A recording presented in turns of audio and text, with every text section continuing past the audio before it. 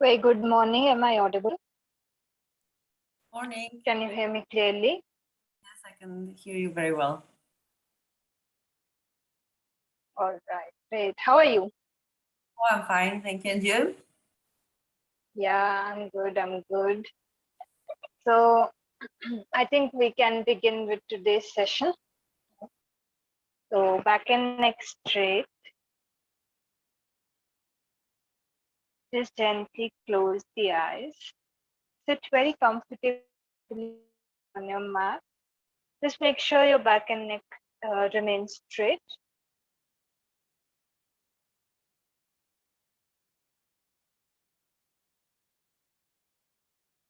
Keeping the eyes closed. Bring the mind to the breath.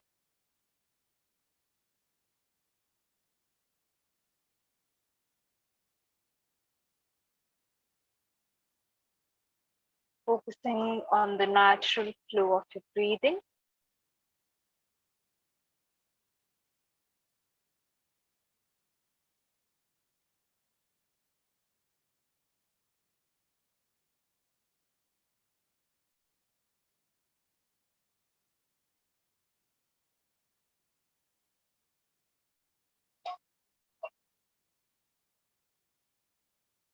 And just quickly scan through your body from the top of your head till the tips of your toes.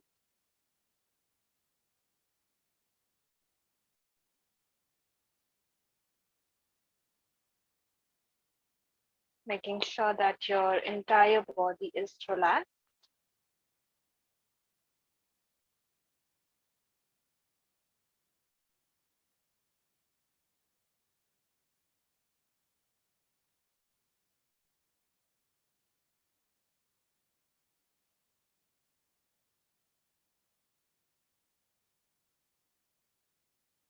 Gently bring the mind back to the breath.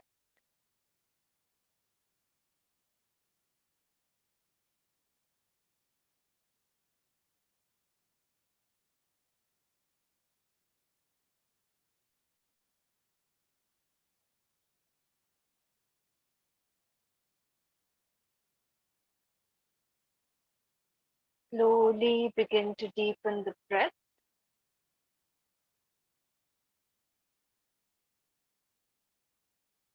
Slow, long, deep inhalation.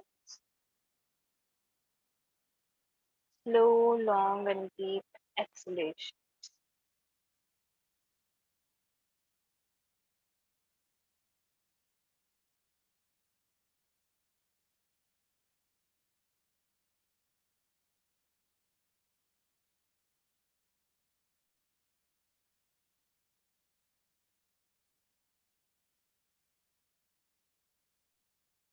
Calm the mind.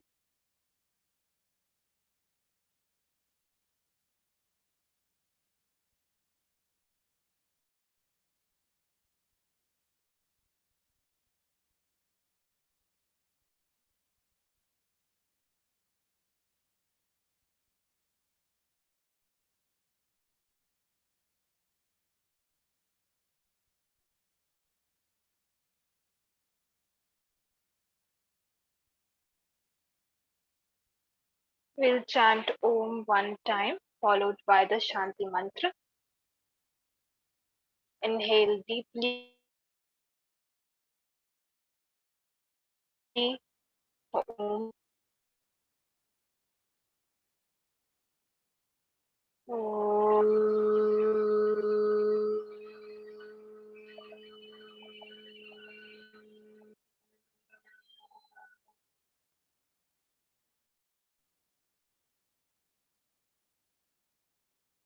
Sarve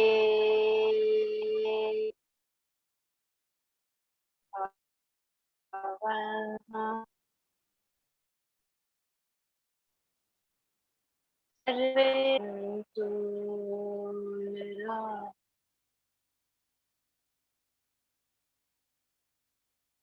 Sarve Bhadram Pashyantu Ma कश्चित् दुःखभाग् भवेत् कश्चित् दुःखभाग्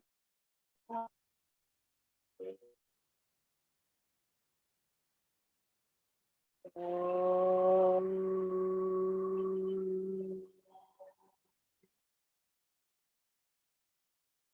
शान्ति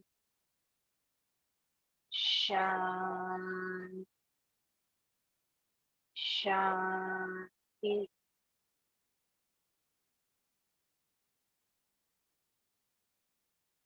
just feel the vibration.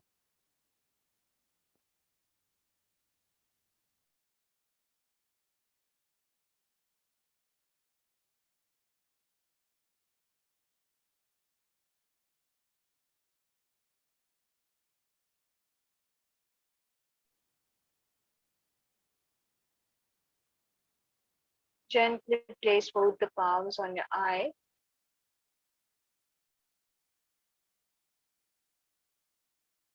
And very slowly, while blinking and looking at the palms, open up your eyes, come back with a smile. Namaste to everyone. Let us begin today's session. So yesterday, uh, yesterday we were talking about, in the previous class actually, we were talking about philosophy and what philosophy is. And we came to Indian philosophy. We saw the various divisions that are present in the Indian philosophy and how we are going to cover, one school of philosophy and in these classes, right? So we had started discussing the meaning of yoga, and we saw that it was a union, right? So yoga, the word yoga has been derived from the root word yuj.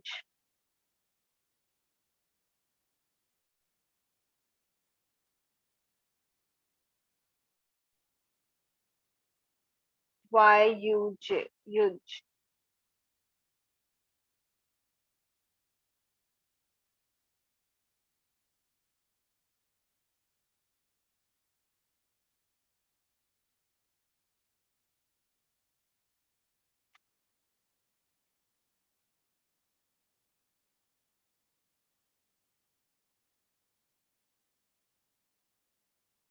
Right? Which means yoga has been derived from the root word yuj, Y-U-J, and it means to yoke or to join. And last time we had the same discussion, right? There is uniformity or harmony between like certain things, and also whenever we talk of joining, there are generally two things that are separate from each other which come together, which join, and uh, that entire process, everything that you are doing when you are doing the various practices of yoga, are to reach to this point where you experience the union, right? So everything before that, it's just a practice, asana is just a practice, it's the process, right? Meditation is a practice, it is a process, right? But you are trying to reach the stage where you feel the union, right? And this is a state of being where you feel the union with everything around you, right? And there is a union within yourself. When there is union on all levels, you will feel that connectedness. You will not be, aimless or unaware. You will be totally conscious and aware. with each and every passing moment. And that is the union, that is the state of mind which is being talked of when we talk of yoga. Thing that you are doing is, we broadly call it yoga. Yoga is actually the end point, the state of the mind that you are aiming to achieve through all of these practices, right? The state of your own being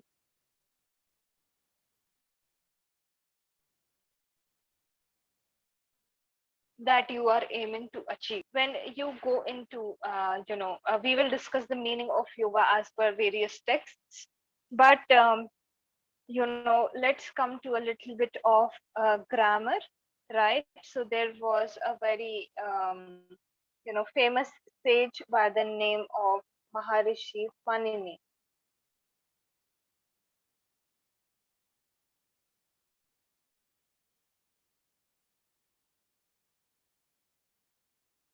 Maharishi, Maharishi,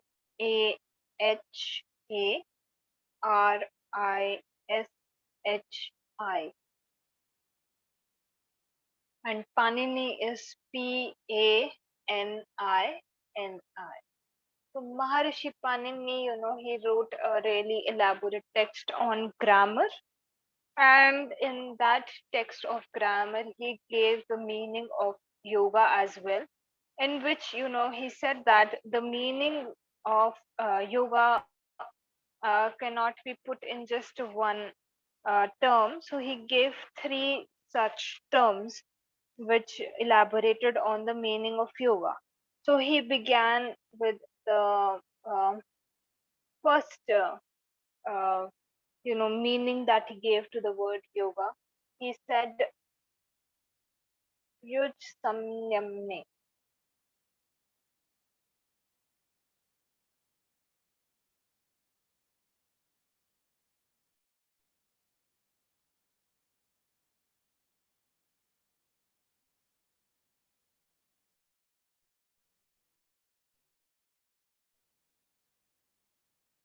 YUJSAMYAMNA.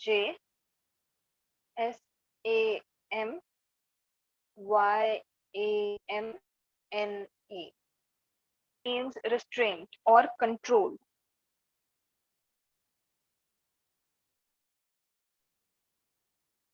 right?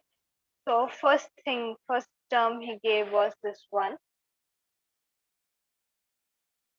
And he said that the entire process of yoga, begins to start from this stage itself, where you start restraining or controlling the mind, right? Whenever you do a practice of asana, pranayama, or any other practice, you can say there is a level of restraint or control that is present over there, where earlier the mind was running in 10, 12 different directions, and now you are slowly trying to direct it towards a few things, right? And when you start the process of yoga, in fact, you start simultaneously working on this restraint or control, right?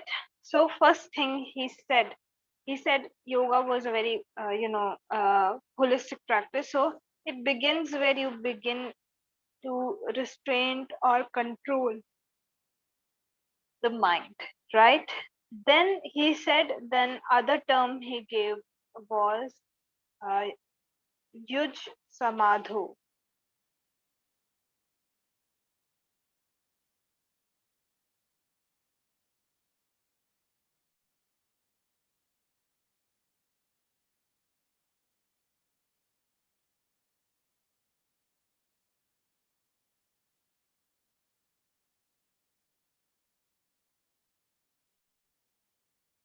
YUJSAMADHAU.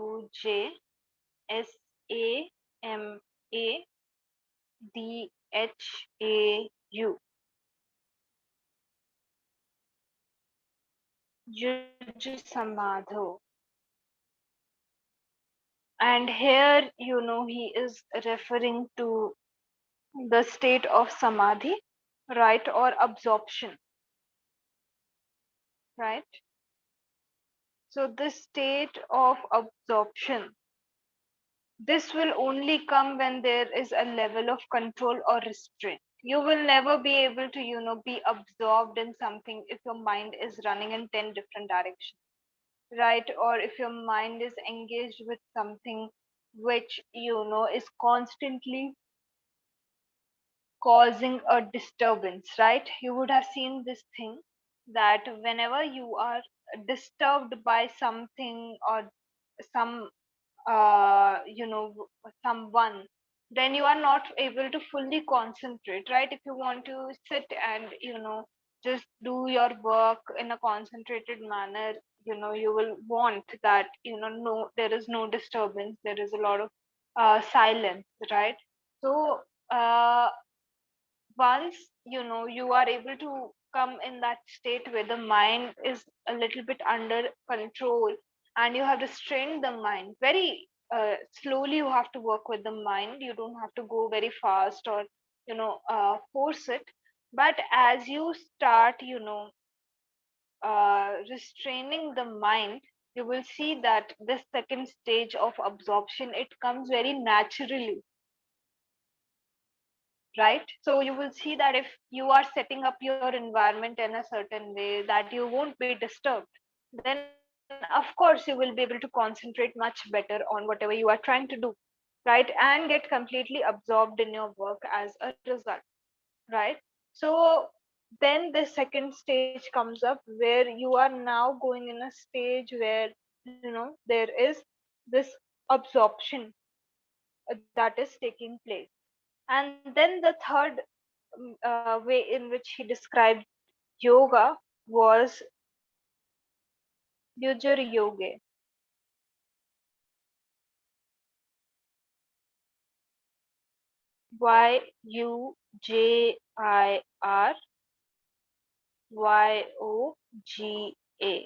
yajur yoga.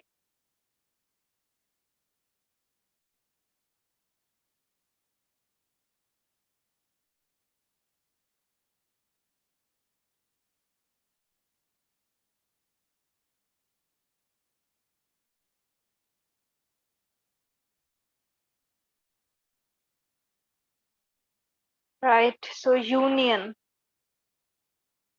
So as you start restraining the mind, you see that you are now able to get absorbed, right, into the object, whatever object that you have chosen, which restrains your mind. Then you end up getting absorbed in that object. And one point comes where there is complete union with the object, right? There is no distinction between you or the object, it is nothing separate, right? And this union will only take place when the previous two things are done correctly, right? So once the once the control takes place, then you experience absorption. And very naturally, once you experience the absorption, you go into the process of experiencing the union, right? So when Maharishi Panini, he described yoga, he split it in these three terms, and he said that these three meanings cover the holistic meaning of yoga instead of just one specific meaning. He gave these three meanings, and he said that these go in a process, right? So all three of them combined together, this is the holistic meaning of yoga, right? So you can take any particular process also. It doesn't necessarily mean that you are if you just take one process like asana. So first, when you do asana, there is some level of restraint or control that you show, right? Like showing up on your mat, you are somewhere controlling the mind. The mind might try to fight you, right? You don't want to practice. So first thing that you do is restraining the mind, and making your mind strong that today I'm going to practice for this amount of time. Then it leads to the next stage where when you are practicing, when you are actually going through the process, you see that you know uh, you somewhere, as you observe the breathing and the movement of the body, you feel this sense of absorption in the practice, right? It can come with time also, or it can be like, during a particular day, like something, happens in that way that you are like totally, you know, absorbed in your practice, right? And when once you get absorbed, sometimes it so happens that feel each and every asana. Now it's not merely like the teacher guiding you, you become your own guide. There is some sense of union that takes place within you when you guide your own self, or you guide the movement of the body, right? And this can be seen in, as I told you, in each separate practice as well, right? So it's like it seeps within each and every practice, right? So let's come to the you know few texts which have described the meaning of yoga, right? And as the classes progress, you will hear this name a lot, and I'm sure you have heard of it before also. The Patanjali Yoga Sutra.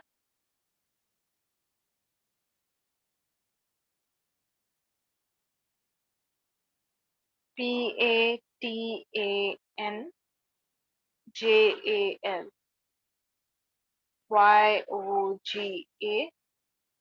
Yoga Sutra. Sutre.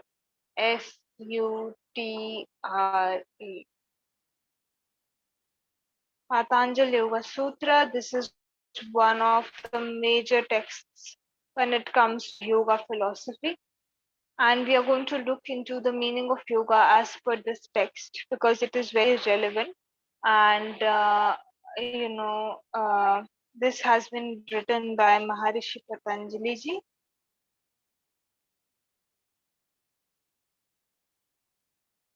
Maharishi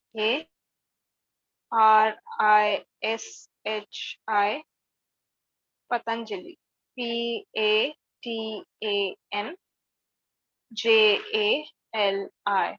Maharishi Patanjali.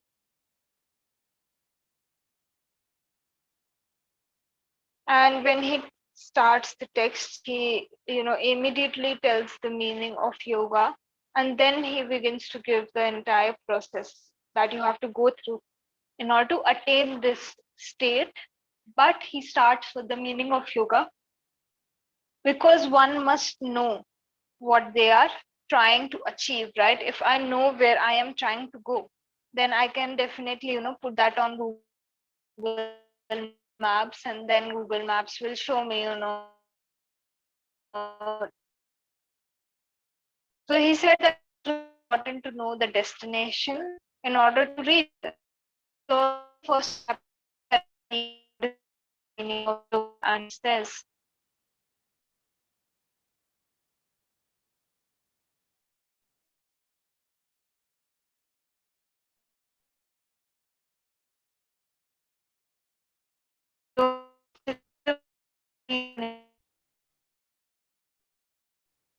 so GASH yogas chit CHITTA. So vritti is VRITTI.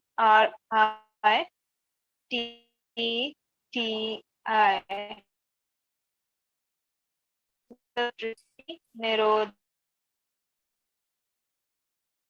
Can you please repeat about this Maharishi Patanjali?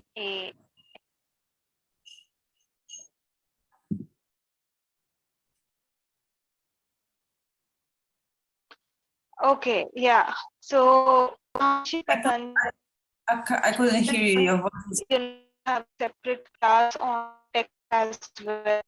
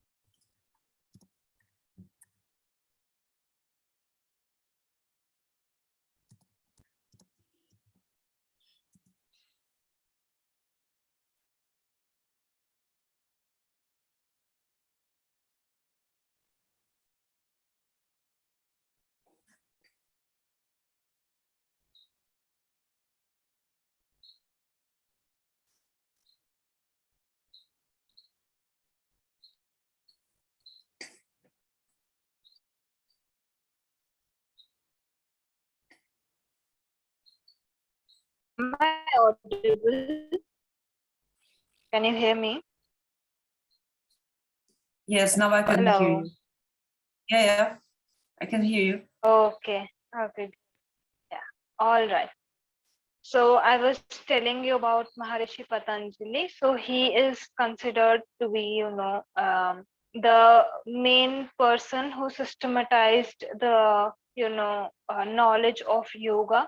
Right before his time, everything was scattered, and he was a person who, gave the system to all the practices and combined them and gave a proper text, and that text is called Patanjali Yoga Sutra.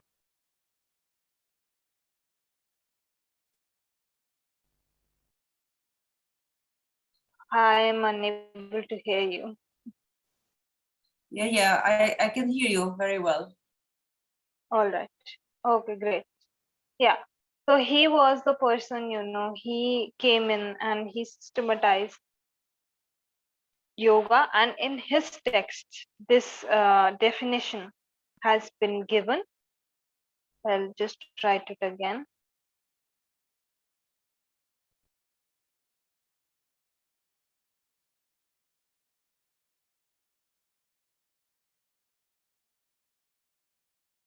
Yogaschitta Vritti Nirodha. First chapter, second sutra. So when we'll talk on, like we'll have a separate class on the text. So when we discuss that, we are going to go in detail, like how many chapters are there, what he has mentioned in each and every chapter. But for now, just this basic understanding that the first chapter and the so after the first one and the second of yoga, he was just like, be very aware what you are aiming for. And then, he proceeded in the text, and then he gave the various practices to reach this state, right? So when we look at this, sutra, there are a lot of interpretations that you will find on the same sutra, but I will give you one of the meanings, right? And accordingly, you can, as per your own understanding, you can dive deep into it, read other interpretations as well. So very simply understood, Yogaschitta Vritti Nirodha means,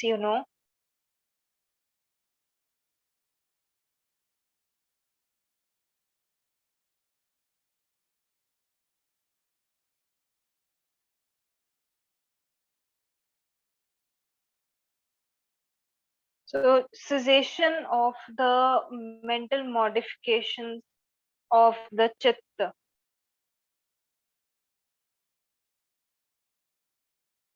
right? So I will explain each and every word in this sutra to you so that it becomes very clear, there are no doubts, right? But very simply understood, there is this, field called the chitta, and there are apparently a lot of modifications or fluctuations that are taking place within it. And Maharishi Patanjali ji said that when you reach the state where these mental modifications, they cease to exist in the chitta, that state is what yoga is, right? And there is another thing that I will discuss with you, because it is like very easily misunderstood. So let's just begin from the starting. So yoga is, right? Yogash.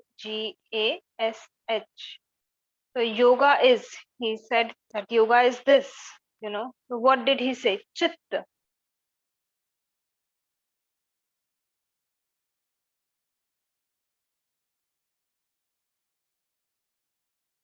Mental field. Chitta is, can be, translated into English as like the mental field, right? not the mind, not just the mind, the mental field. Okay, so chitta, what is this chitta? Let us see the what does the mental field include, right?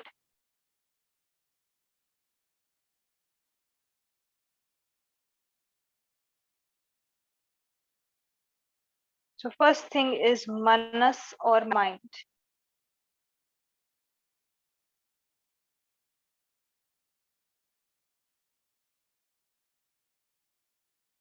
Then we have buddhi or intellect.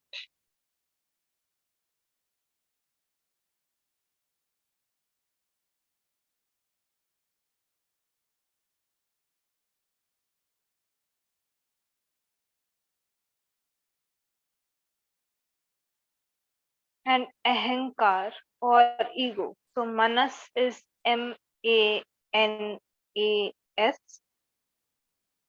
Buddhi is Buddhi or intellect. And that ahankar is Ahkmkara or ego.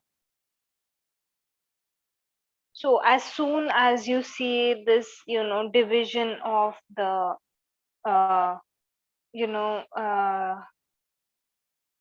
mental field, for us, all three of these, it's very hard to distinguish between all these three. We think that, all of them are just like together for us, because the, mind processes everything very quickly, right?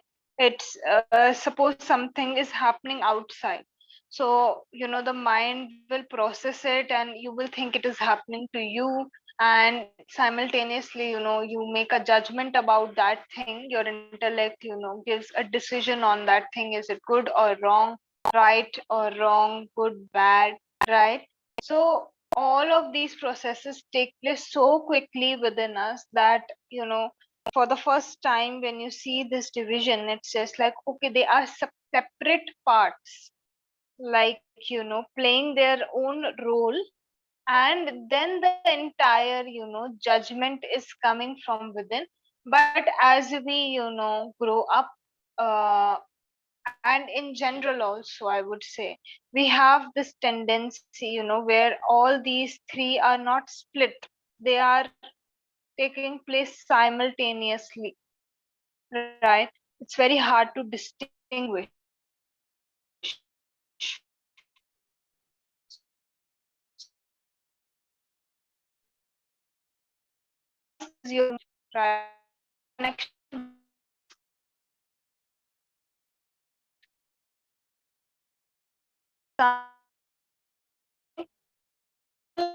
So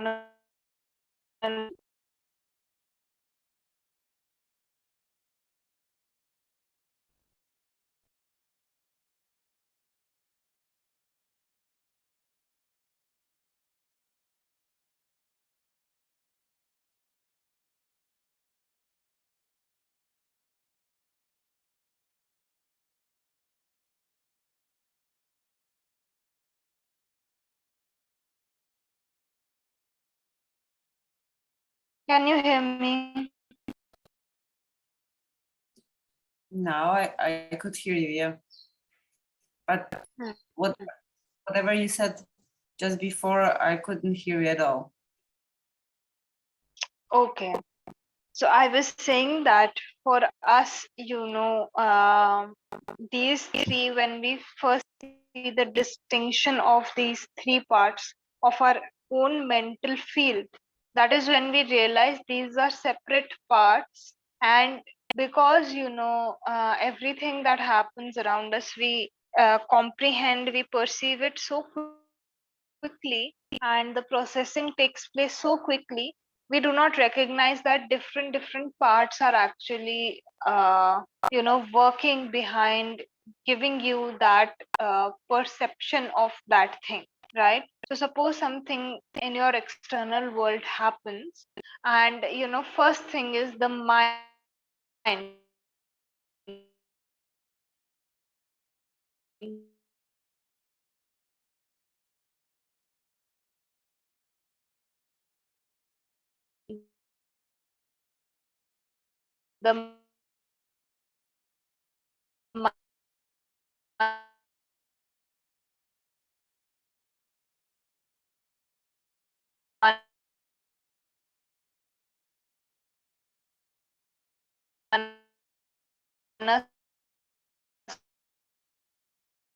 as I wrote, world. So the mind is the senses, right? And it is all of you, which is actually, give word on what is happening, right? Mind is the connection between the senses are perceiving, the mind is, it's connected to your cellular point of time. Then you will see that you are, suppose you are seeing something, but still you miss it, right? So sometimes what happens is we are so absent minded, we walk into, uh, um, a glass door, right? We don't recognize that it is a door. We think that we can die straight,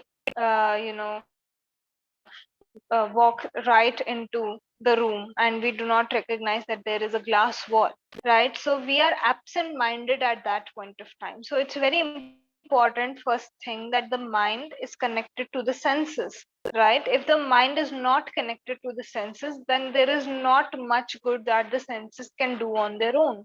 The connection of the mind is quite important, right? So when the mind is connected to the senses, that is when you are able to perceive the external world, everything that is happening to you and around you, right? And then this information is carried to an internal part which gives the processing of what is happening. So the mind is just acting as a intermediate, kind of, intermediary, right? So whatever is happening, it's just directly carrying that information and presenting it to the next part of your, mental field, which is your buddhi or intellect, right? So now when whatever is happening external to you is carried to the intellect gives a judgment on that, right? Is this thing right or wrong, good for me or bad for me, should I do this thing, should I not do this thing? These kinds of processes, they take place in the mind, right? As you progress, right? As as the information progresses into the internal part, the intellect, this information is processed and finally a judgment is given. So suppose, that is why, for children, it takes them a while to, absorb that this is good, this is not good, because they're still forming their, they're still trying to understand the world and still forming their perception, right?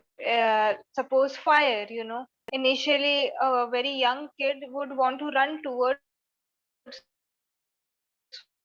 fire because child doesn't know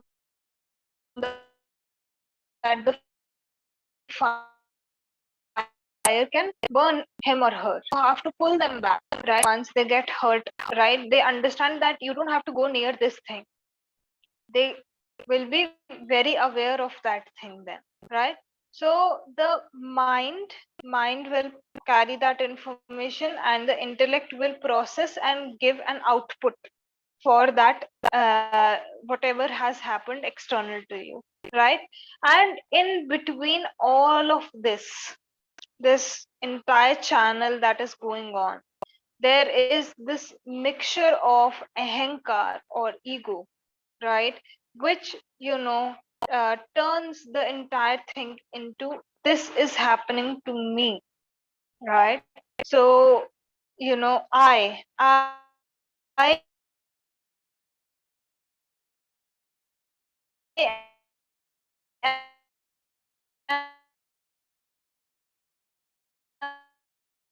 am the person who is, this, or this thing that makes it personal to you is the part of the ego or the I feeling, right? The ahankar. So somewhere in between this, the entire, these three things, when you perceive something, you will see. So right now, what you can actually do is today, uh, during any one process or during any one process or any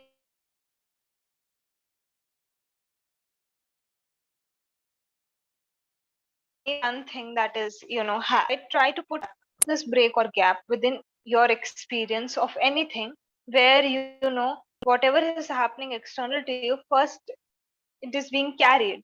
Be aware of this thing. Then a judgment is given, right? And then, this mixture has the I feeling in it. Try to, be aware of this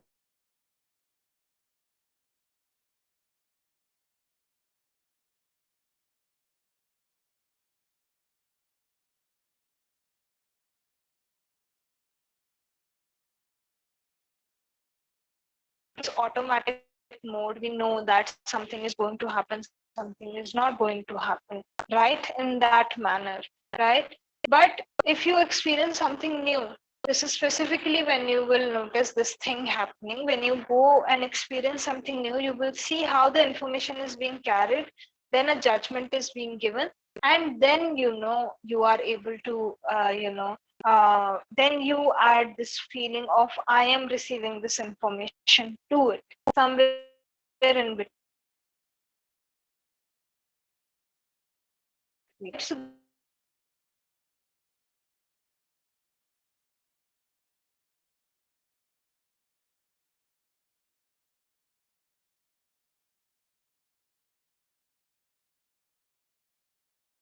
this is what strongly interconnected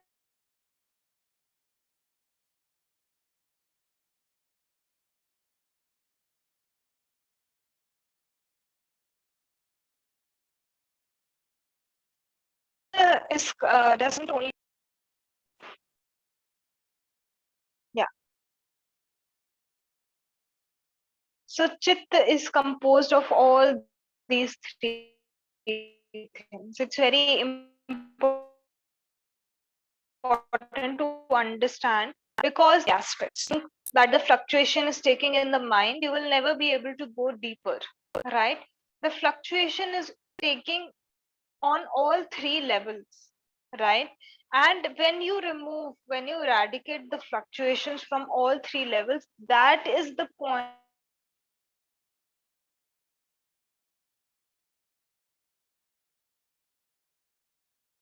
that Maharishi Patanjali ji is talking about. That is the point that Maharishi Patanjali ji is talking about. The chitta, from the stand this thing, that you are working holistically on yourself instead of just working on the mind, right? So chitta we have cleared, right? Let's come to vritti.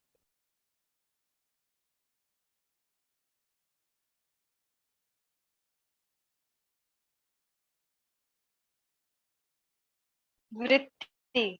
Vritti has been derived from the root word vrit. We can spell it VRT or VRIT. Vrit, which means circular.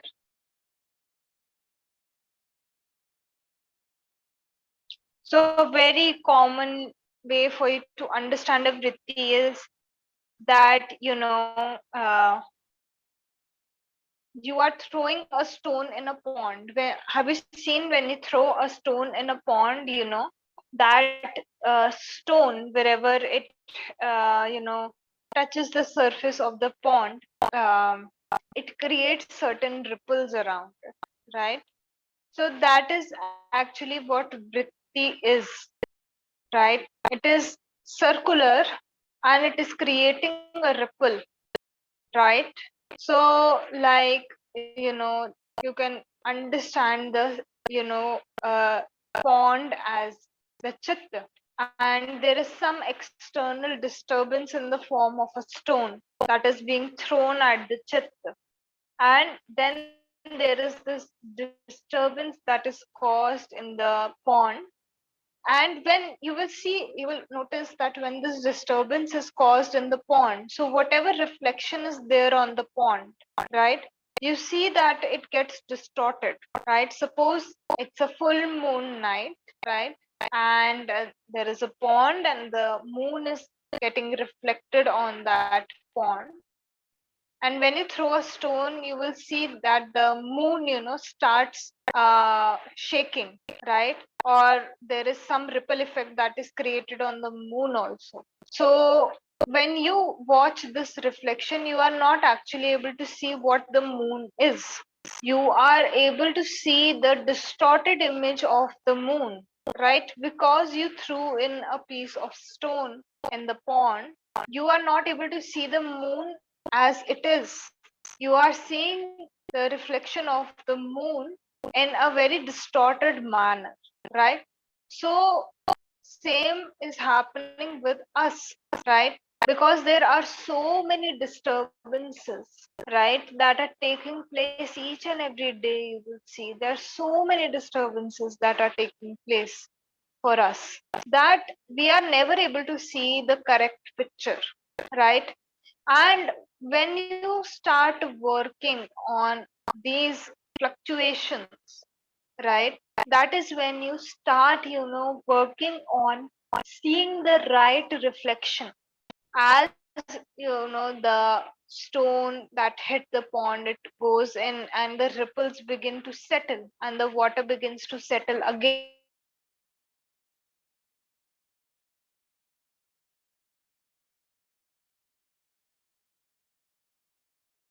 working on seeing the right reflection,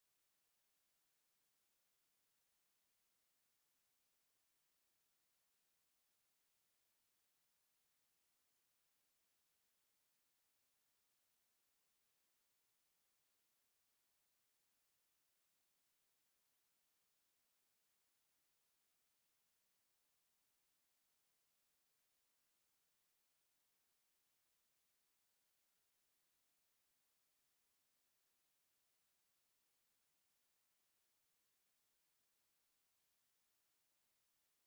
yeah. Alright. So I hope I'm audible right now. Yes, right now, yes, I can hear you. Oh, okay. So that is what I was actually trying to say. That when you, are able to see the image in the pond as it is, that is the state we are aiming for. When you start controlling your, restraining the mind. So as I said before, also begin with the control or restraint, right? So as you start doing the going into the practices of yoga, you will see that you start working on your vrittis directly, because earlier the mind was fluctuating a lot. Now you will see, at least on mind level, earlier originally it is very easy to see on mind level. That is why I'm using the term mind. So even mentally, after your yoga practice, you feel much better. You feel that all of those fluctuations, those thoughts that were crossing your mind so much, they are all settled, right? And this goes deeper and deeper as your practice goes deeper and deeper, right? Then the last word for us in the sutra is yogas chitta vritti, right? Vritti is that circular thing, right? The fluctuation, which is in a circular form again and again, and it's creating that ripple effect, right? And then nirodha, right? Nirodha means cessation, right? Now, what form of cessation are we talking about? Are we talking about, uh, ceasing the mental fluctuations, right? Or are we talking about, getting into the process and seeing the cessation happen, right? So we are actually talking about the latter one, right? Where the cessation takes place on its own. You are working on a process, right, which will lead to the cessation, but you cannot force the cessation, right? Sometimes when we hear such terms, we think that the more effort we put, the more result we are going to get. And up till particular point, you will see that this is true. No doubt that this is true. If you put in effort each and every day and show up for your asana practice, one day you are bound to achieve that the final position of that asana. It is true. But when you get into the deeper practices, when you go into meditation, the more you try to force your mind, you would have seen this thing, the day you try to force your mind to be with the object, you will see the mind runs away even more, right? So even though initially it might help you to keep that motivation and show you results, but on a more like subtle level or in a long term approach, you will see if you follow the process, these vrittis are bound to be seized. One thing is you are applying effort, but as we will study about meditation also, and even in your meditation classes, I'm sure you would have discussed this thing, that meditation is, it happens, right? It's not something you can force, it is an effortless process. So as you go into the practices that were given by Maharishi Patanjali ji, or in fact any yogic practices, when you go into those, these things begin to happen. You do not force them, right? If you practice asana every day, of course there is some effort that you are putting in, but you will see one day you will achieve the asana, right? It will happen, right? Same goes for breath. If you try to force the retention, right, you will see that you are causing harm to your body. But if you go deep and deep into your own practice, you will see that there will come a point when naturally you are able to hold your breath for a much longer period of time. It requires a lot of patience on your end to reach this point. You have to be very patient with your mind, with your body, but it happens. So this cessation, when he talked of cessation, it didn't mean that you force the cessation, you put so much effort that the cessation just has to take place. No, it will take place on its own by default, right?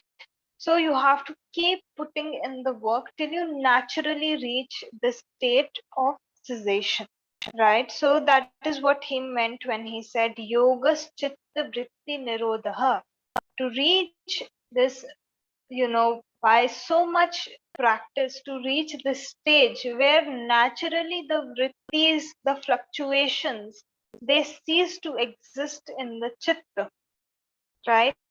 That state is what he called yoga, right? So any doubts in this so far? No, everything is understandable. I have only one question about this Patanjali.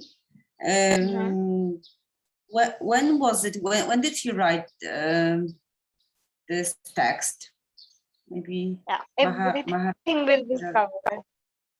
Yeah, everything will be covered. Don't worry. In the upcoming classes, we are going to have like history and development of yoga. That is when I will cover all of this. Thank you. Yeah, don't worry about it. Okay. So if there are no more doubts, let's end today's session. Yeah. Okay. So back and neck straight. Just gently close the eyes.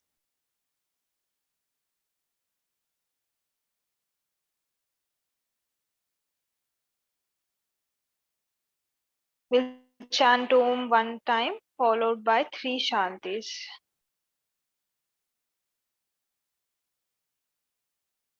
Inhale deeply.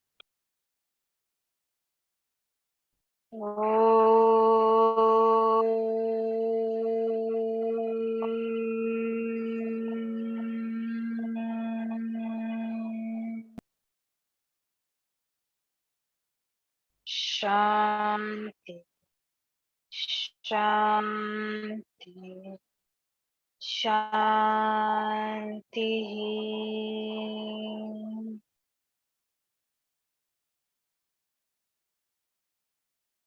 Join the palms together in front of the chest and bow down. Let's start the day with a sense of gratitude. being thankful for everything we have.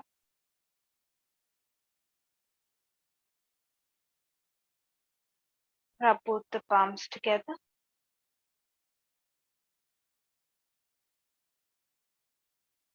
Place them on the eyes. Very slowly, while blinking and looking at the palms, open up the eyes, come back with a big smile. And namaste to everyone. I will see you all for your pranayam class in the evening. Bye bye and Om Shanti.